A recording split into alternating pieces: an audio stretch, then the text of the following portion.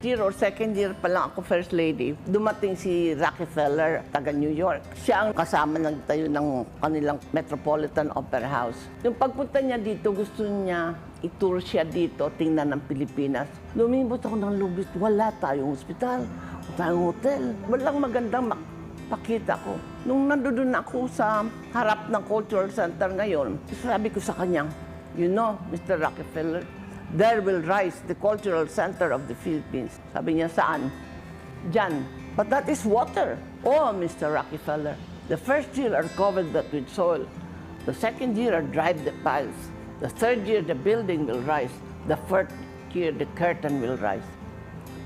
Sabi niya, Madam Marcos, it took the Rockefellers at least 10 years to build the Lincoln Center. If you can only build that in the next 4 years that your husband is president, I'll take off my hat to you. So ang ginawa ko, halaghanap ako na sino makaka-reclaim. Tubig yan nung araw.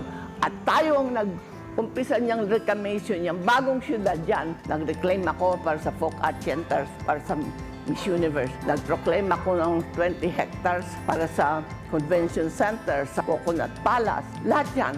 Tayo nag-umpisa niyang new city na yan. Pwede palang gawing lupa yung tubig.